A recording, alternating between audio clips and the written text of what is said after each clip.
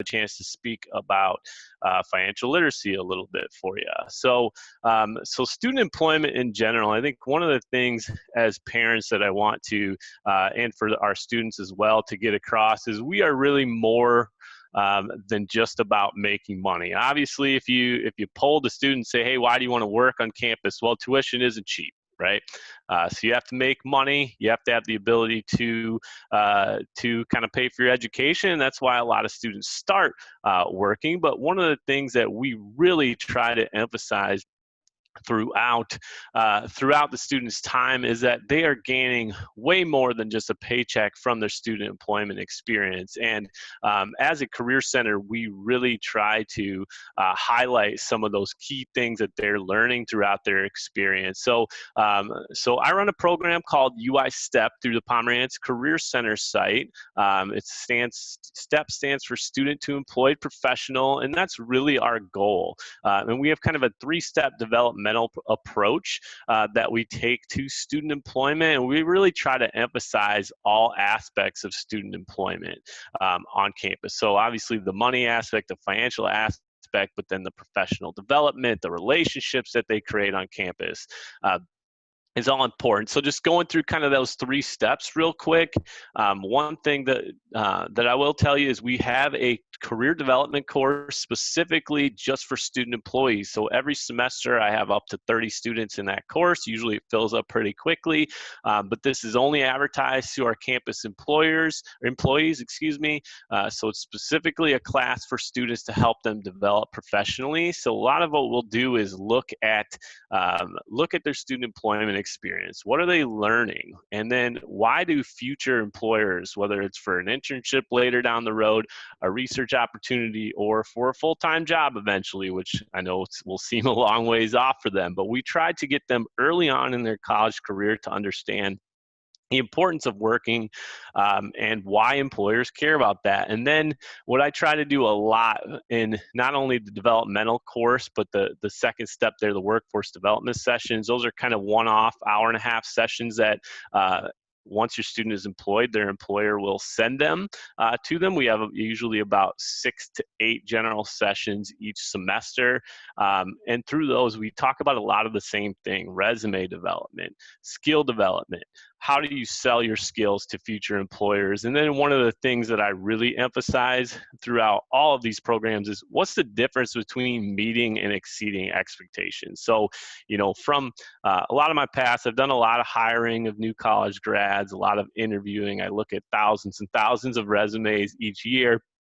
And I think one of the things that students need to continue to do as young professionals is just understand, how to exceed expectations. That's not just on the job, but how do you exceed expectations to get that job that you're looking for? So, whether that's resume creation, working on LinkedIn profiles, networking, interview skills, we kind of run the whole gamut. So, that's really the goal of those first two developmental approaches, is to make sure they understand that their job is more than just money. And one of the things we try to do as well on campus is engage our supervisors. We have over 2,000 supervisors on our campus that are a huge part of the student's learning experience. So, one of the things you'll probably hear if you go to any of these other sessions is, education happens not just inside the classroom, but a lot of it happens outside of the classroom through their involvement on campus.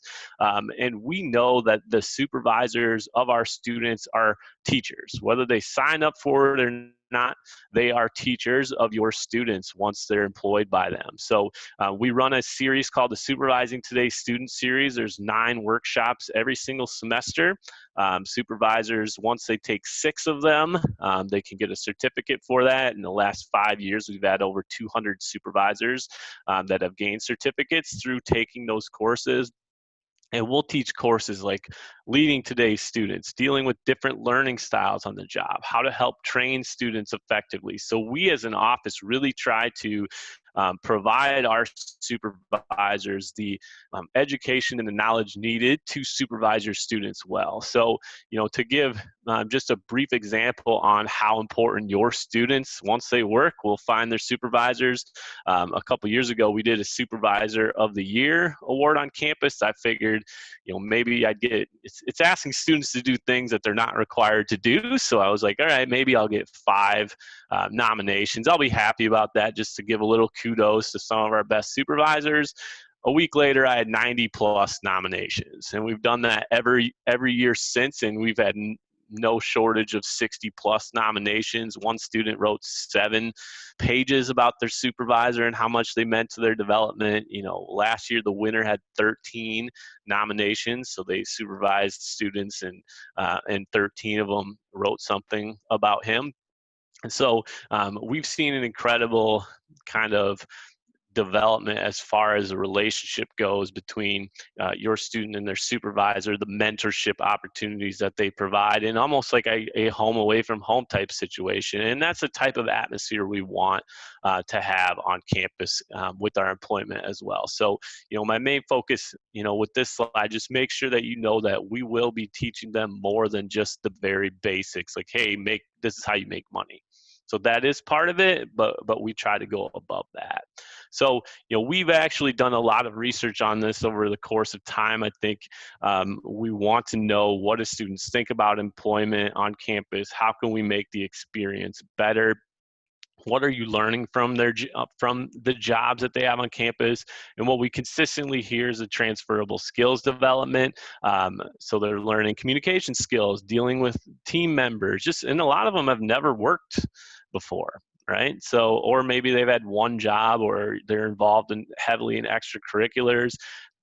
They've learned skills from those experiences. Our job is to help them understand why, even if it's not a job directly related to their major or future career, there's still a ton of skills that they're developing. So we help work with them on identifying those skills, and then eventually selling those skills to a future employer. And I think the improved campus engagement and the networking aspect and social development aspect is so crucial. I think if we look at, why do students struggle with the transition, oftentimes it has nothing to do with academics. Oftentimes it's that social development. They're in a new place. They don't know people. One of the things that work can provide them is that social structure, give them the opportunity to meet new students, have a mentor and their supervisor that can help bring them along if they struggle at any point early on. I know for me as a student, I came in, I didn't know anybody. In that first year, I didn't work at all. And one of the things I think I really lacked was just that social development, because I was a shy kid. Right. So it's a great way from a social development standpoint to help. And I think one of the comments and questions I get from students, also, whether it's from students and from parents as well, I get, hey, Josh, do you think my student should work, or do you think I should work the first semester? Right? I get that all the time. And, if I ask a lot of people, they might say, well, no, I don't, I want you to get more comfortable with your surroundings first.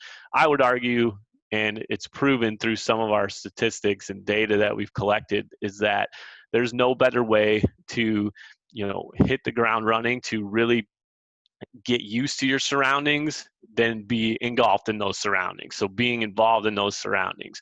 So we've seen, we've actually tracked it back to 2006. We've seen improved year-over-year retention rates. So that's our big thing is, we have freshmen, they have a struggling, they might struggle with the transition a little bit. How do we get them to their sophomore year? Because once they get past that first year and they get acclimated, they're much more likely to stay.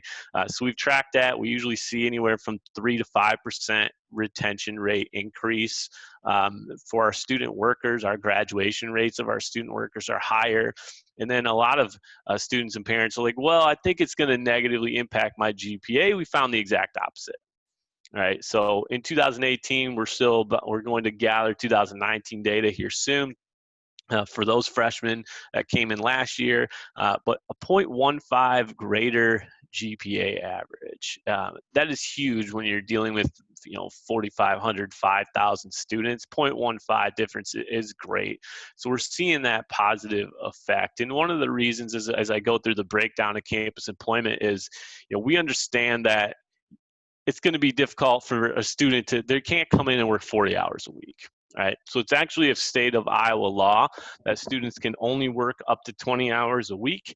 But the average is anywhere from 10 to 12 hours for jobs. That we have jobs that we advertise that are anywhere from, maybe 1 day a week, 1 hour a week, up to that 20-hour a week aspect of things. So, and what I always tell freshmen incoming is, there's never more jobs available than there is in the fall. So maybe if you want to start out slow, maybe you have a job that's 5 to 6 hours a week. Maybe you work 1 or 2 days for a couple hours, and then if you feel more comfortable, you can ratchet that up. So that's a conversation you want to have with your student as you decide if they're going to start applying for jobs. Is you want to know, okay, how many hours do you think you can handle? And from personal experience, I can tell you that you can probably handle more than you think you can. I think one of the things when I ask students, and I'll do this in my workforce development sessions, so the students are already working on campus, and I'll ask them, hey, do you think that working on campus helps or hurts your academic performance? And usually it's usually about half will raise their hand that it helps right away. And the other half just look at the other half and they're like, oh, they raised their hand, so I'll raise my hand now. So usually most of them will raise their hand, and I say, well, that doesn't make sense. If you're working 10 hours a week, that's 10 hours a week that if you weren't working, you'd be studying the whole time. Totally studying those whole 10 hours, right? So I'll tell them my story. So my first 2 years on campus, I didn't work. So, you would think I have more hours for studying. Sometimes that extra time isn't the greatest thing in the world. So I tell them all the time, I got really great at 2 things, naps and PlayStation. All right, got really good at those things. So, not only was I not making money, but someone's like, hey, Josh, do you want to go and do this? And I continuously got in the habit of kind of putting off homework. I think one of the things that work can help provide is structure. So your students are all going to be getting their schedules and stuff over the course of orientation this summer at any point. Whenever they get their schedule, they might come to you and say, Mom, I only have 1 class on Friday. This is awesome, right? But what are you going to do with the rest of your time? I think that's a big challenge for students, is because as they're adapting to college, there's not as much structure. They control their time a little bit more than high school. If you think about since they were 3 years old, and they wake up, they go to school from 8 to 3, then they have band practice or sports practice or whatever. Then they come home, they eat dinner with the family, or they're on the run, then they're doing homework, right? They have a structure to their day. A lot of times they get to college, they don't have that. So, to me, that's one of the biggest things students will come back and tell us, is that, they improve their GPA because they have a more organized day. They understand when it's time to study, you study. Okay, they aren't like me where they're putting it off and putting it off and putting it off, right? So a little bit more about, what our student employment looks like on campus. We usually have anywhere from, at any given time, 5,500 to 8,000 campus students that work within campus employment. So you see on the screen the part-time and work study differences. So a lot of times I get questions, hey, my student doesn't have work study. Okay, that's perfectly fine. The reality is 85 to 90% of our jobs will take either work study or part-time. Okay, so we usually have anywhere from 1,000 to 1,300 work study students, and then an additional 6,000 to 7,000 students that just work under the part-time umbrella. The big difference, and if you really want to know, frankly, work study is a really confusing and outdated term, but if you really want to know details about the differences, I can answer those questions at the end, but the big thing is it's 50% the employer pays, and then work study pays the other 50%. So for an employer, it's cheaper for them to hire work study students. So, if your student makes $10 an hour, they're going to get paid $10 an hour, and then 50% of that $10 is going to get refunded by the work study program to that employer. So there's, if your student has the need-based work study, they have a good chance to get a job just because they're, if all else is equal, they have that little bit of an advantage there. But no matter what, if it's a work study job or not, our most frequent wage, I get asked this all the time, is it all minimum wage? And the answer is no.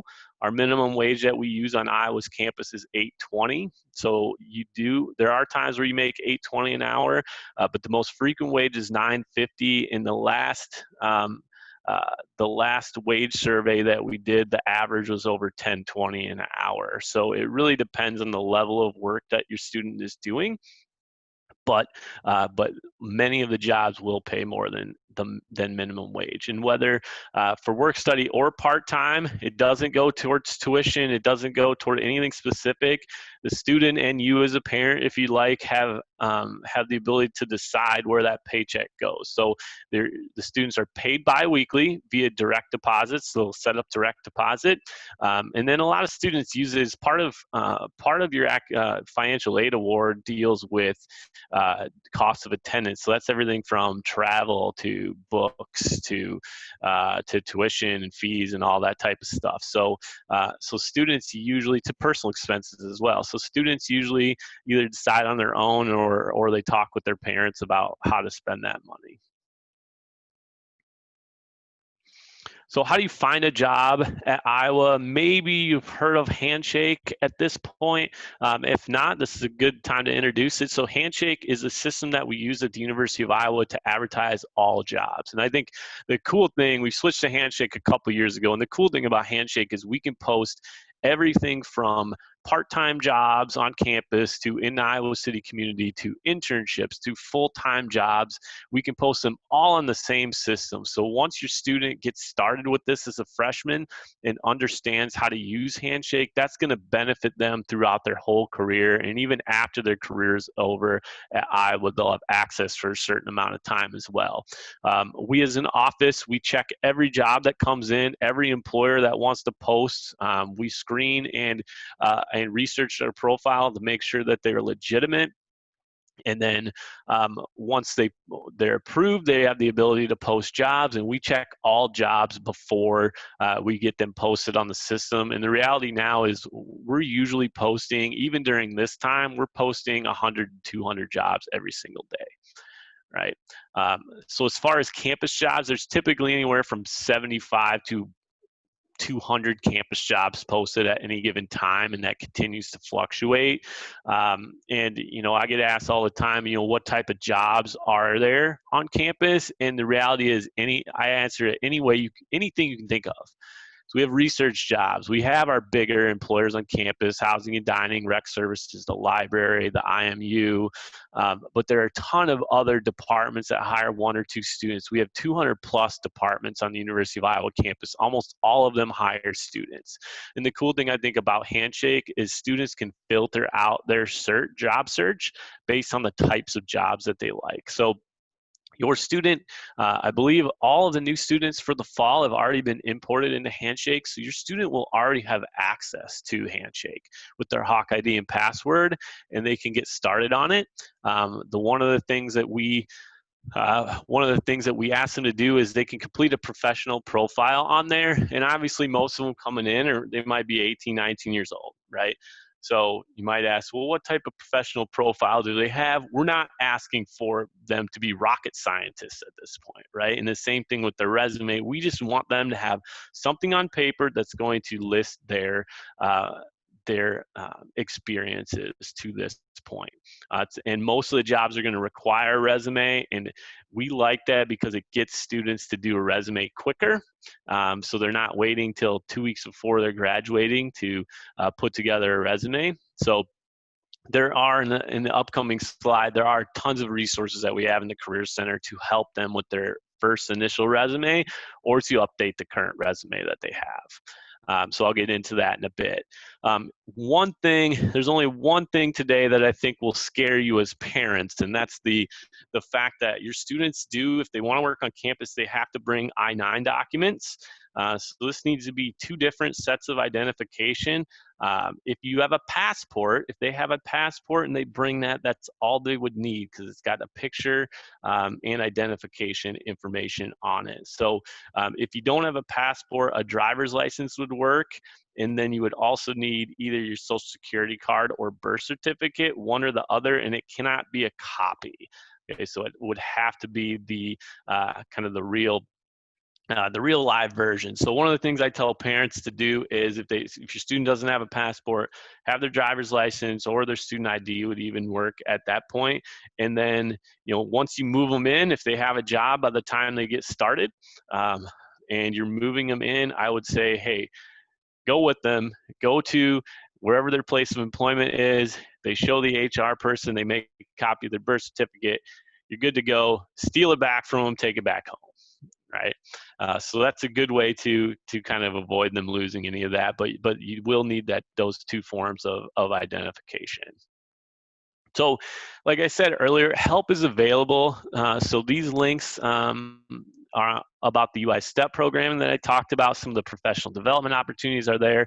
We as a Career Center have a lot of editable templates, so not the crazy, really hard to edit templates that you'll see if you Google resume templates, but we have our own that we've created from sample students. And we have 8 levels of resumes, whether it's an executive resume template to a I just graduated high school template. So definitely encourage your students to use that.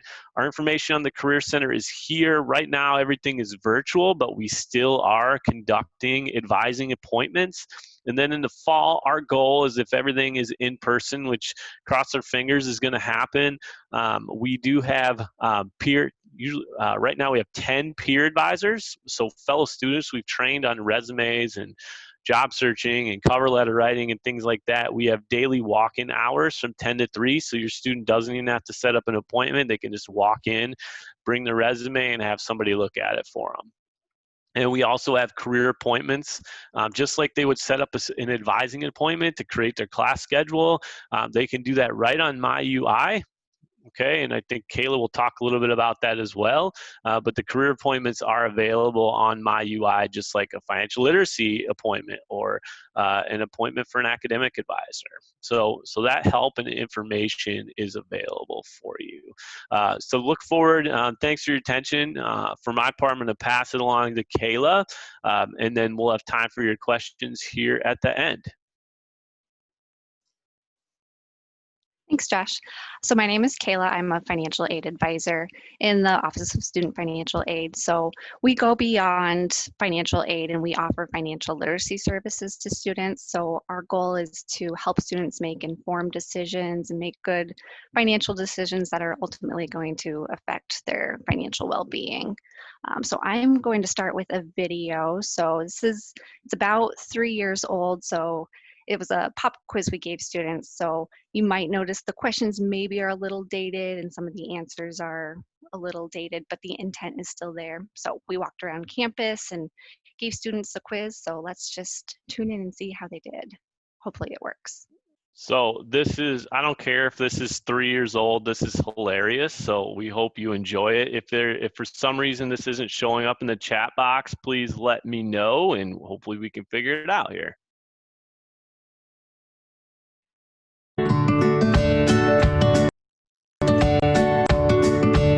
My name is Janae, and I'm a sophomore. My name is Michael. My name is Madeline. My name is Julian. My name is Ryan. My name is Addie Tayo. I'm Ben. My name is Lauren. My name is Andrew. My name is Mark, and I'm a senior. And I'm a junior. And I'm a freshman. And I'm currently a sophomore. Yeah, I'm in my 2nd year at the University of Iowa. And I'm a junior. I'm a sophomore here. And I'm a junior. And I'm a 5th year senior at the University of Iowa. Go Hawks!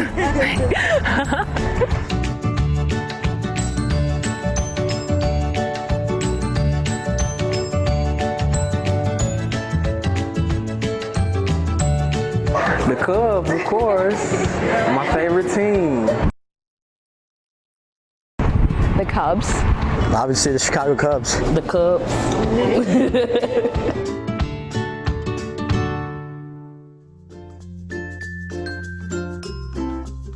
Beyonce. I'm killing this. Beyonce. It's really sad I know that. Beyonce, they, Queen Bee did.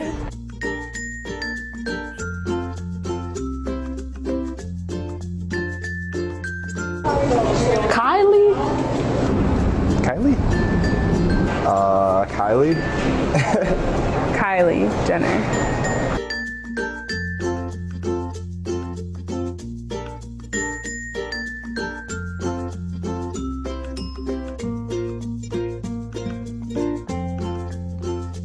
Okay, so now we're getting into real questions here. Oh, I don't know which one, but I know one of them has a changing interest rate, or not a, oh man. Isn't it one of them you have to pay right away? I'm gonna be honest, I'm just go with I don't know. Subsidized loan, they charge interest 6 months after you graduate. Unsubsidized loan, they charge interest as soon as you get it.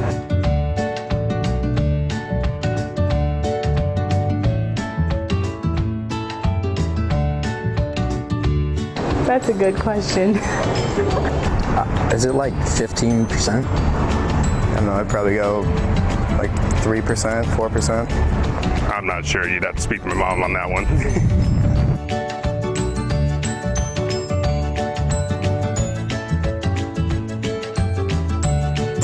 Probably like $400 and some a month. $150 a month, maybe?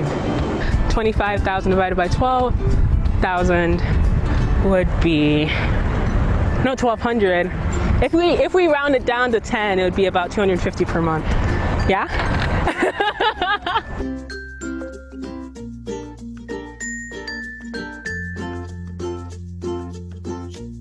I don't know. By going to your bank? I don't know. Annualcreditreport.com.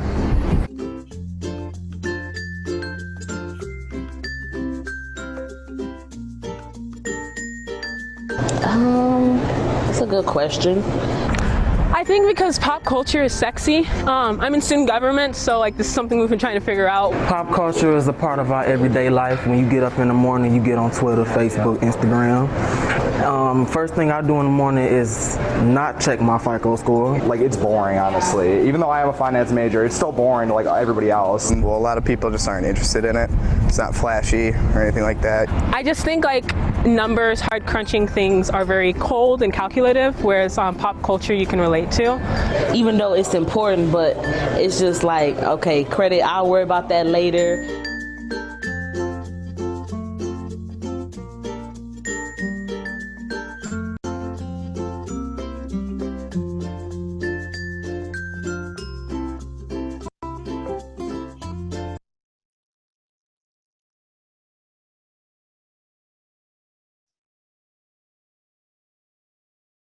Hopefully that came through. If not, it is on our website, so feel free to go check that out. I don't know about any of you, but we weren't really surprised with how they answered pop culture versus finances. So even though it's great that some students can ask their mom those questions, we're also here to help too. So of course we help with financial aid questions. We can help students create a general financial aid plan, planning for 1 year or the next 4 years. We are happy to do that. We can also help your students fill out the FAFSA. So as you hopefully know, it opens October 1st for the following school year. So a student can schedule an appointment and we can go through step by step to fill out the FAFSA with your student.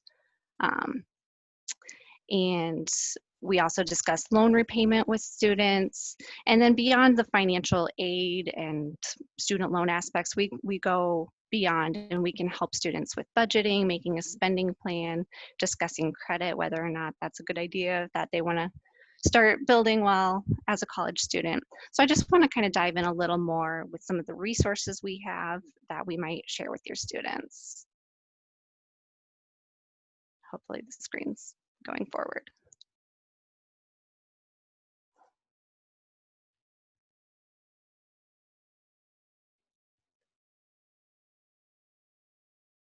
Don't see anything moving.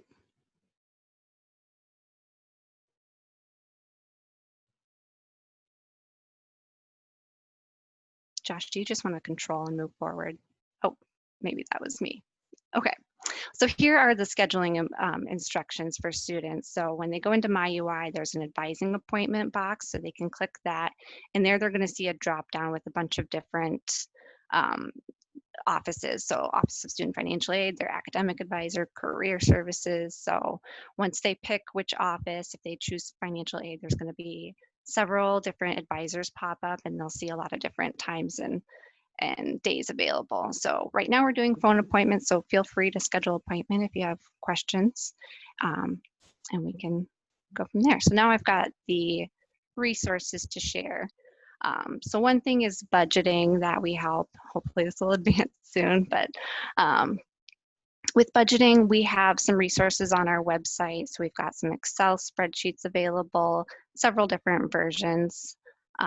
One of them is a weekly spending tracker, so students can enter, anyone can use it, can enter their daily spending purchases, and then they can also, it'll total it up and add it to a monthly spending tracker, just to kind of see how much someone spent in a month, help you plan your spending that way.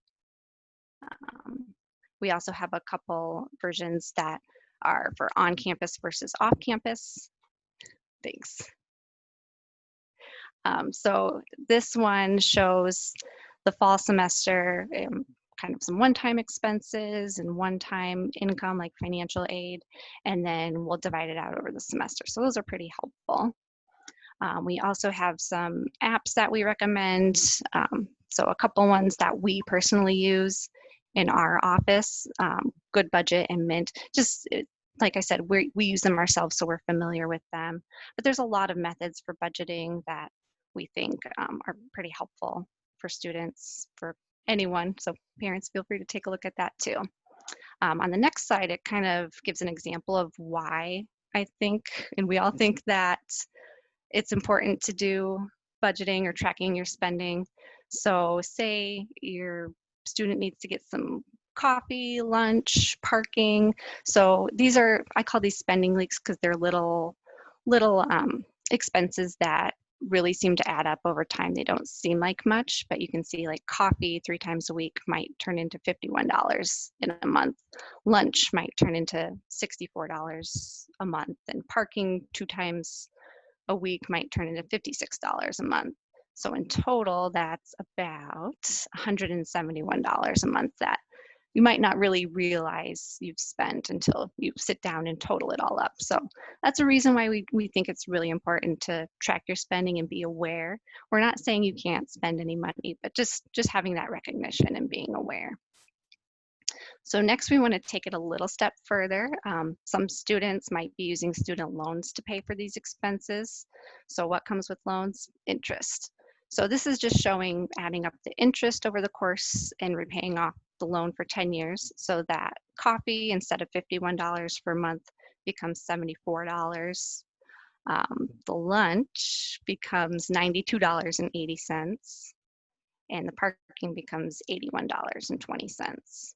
So now you've spent, I believe, about $78 more per month.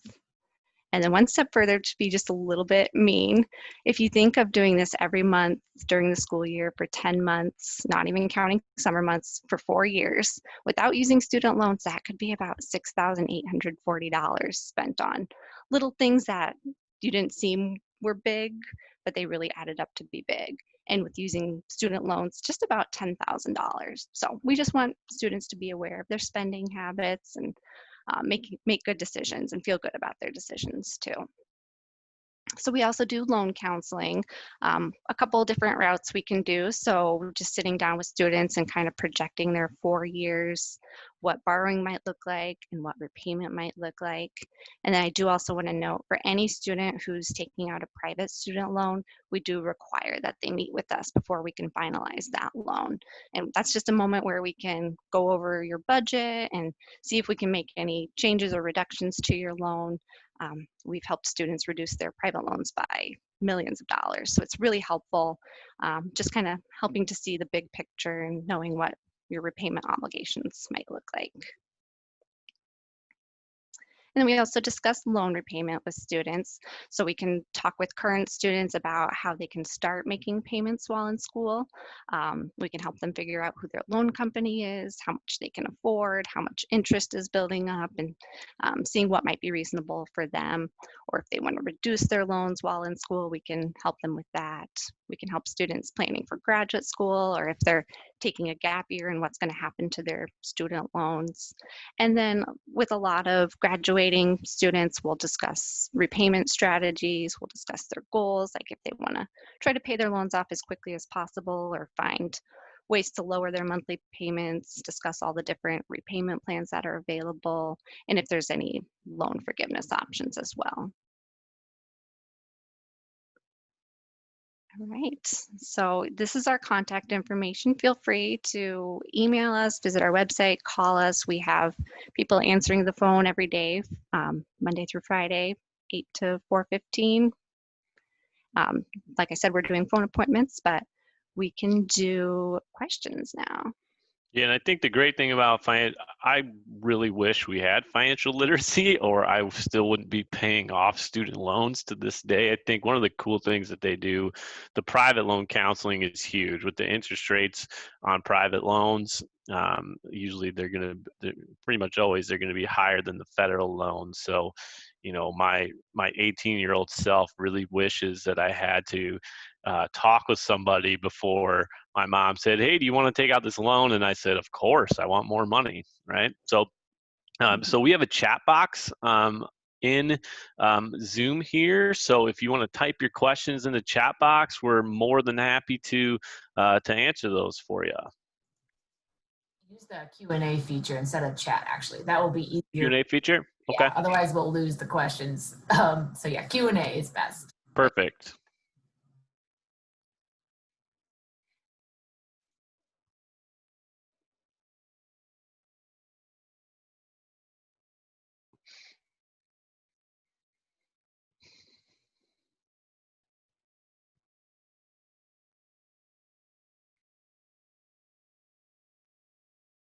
And hopefully some of what we talked about throughout helped answer some of your questions. I think from a student employment perspective, one of the questions that I consistently get is just, hey, if my student doesn't have work study, can they work? So I think the big thing to know is whether you have work study or not, you're going to find that on your financial aid awards. You should be able to find that under My UI. And if you don't, it's not the end of the world, but it is a first come, first serve.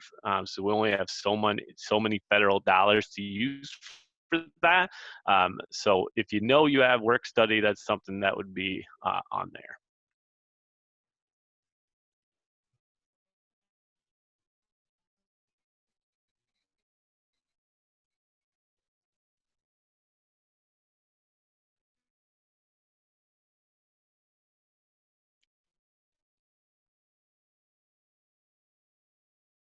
Type them in there.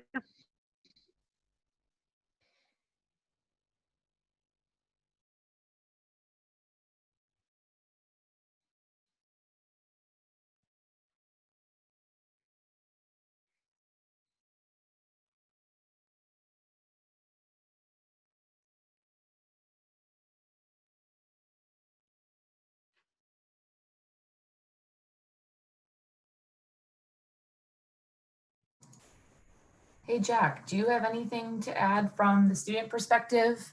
If not, that's okay, put you on the spot. But if there's anything you want to add about student employment or finding jobs, please feel free to share. Yeah, for sure. So I didn't have a job my first year of school, but I got one my second year, and I became an RA. And they advertise, housing and dining really advertises like working in the dining hall or becoming an RA or working in their shops and stuff like that. So if you are interested in that, I'd highly recommend looking there. But for orientation, I used Handshake. So there are some jobs where you may use Handshake on campus. There's others where they might have their own separate application. But it's definitely manageable. You know, for students, it's just what type of student you are and how you're going to balance that. And it takes a little bit of, like for me, my first semester, this previous year, it took a little bit of an adjustment, but everyone figures it out eventually. So it's definitely doable. Yeah, thanks, Jack. Well, for now, we'll go ahead and wrap up. Again, we'll stick around for another few minutes if you have any questions. Otherwise, thank you a bunch for joining. See a couple questions popping in. Yeah, great question, John. So John asked about students needing to reapply for jobs. Most jobs are just, hey, they hire you. If there is a, like, hey, this is only a 1-year job, they can post that on Handshake so that they know. One of the things with work study is it really depends on whether or not your income changes as the parent. So work study is applied each year, so it could be different, but the reality is I've pretty much never seen this, so I always say 99% because I'll never give 100%, but if your student, for instance, got a job and they were a work study student, okay, then the next year they didn't have work study, most of the time that employer is just going to change their appointment type. So they won't have a work study appointment type, they'll just go to a part-time continuous appointment type. So very rarely will that happen where they're going to have to apply for jobs each and every time. Now, they could, if they're looking for more responsibility, something more within their major as they gain more experience in the classroom and whatnot.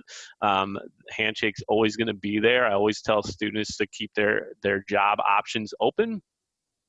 But they shouldn't have to reapply if they already have a job. The only time that'll happen is if it is only a semester-length job. In fact, employers love to hire freshmen because then they don't have to hire students multiple times each year. As you can imagine, retention of student employees is a challenge just because they're automatically going to leave after they finish school. So there is that challenge there. And as far as like the summers and stuff as well, if students are going home after their freshman year, those are things that usually in the job postings we tell employers to be clear about. But a lot of jobs will let you go home and then you can come back in the fall and work for them.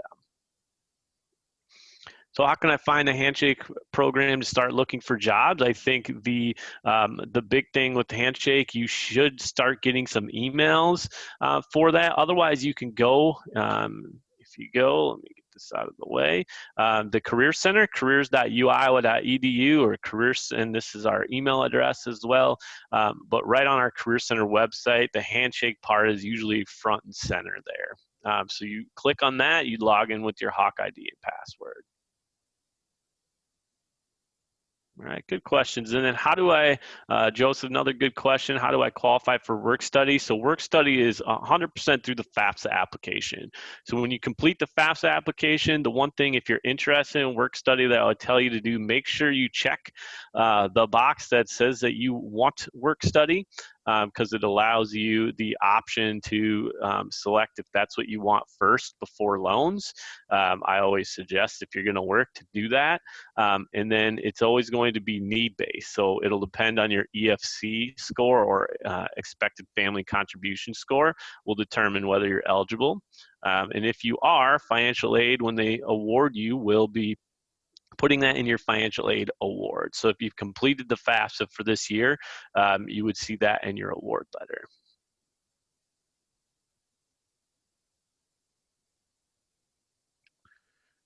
Good questions.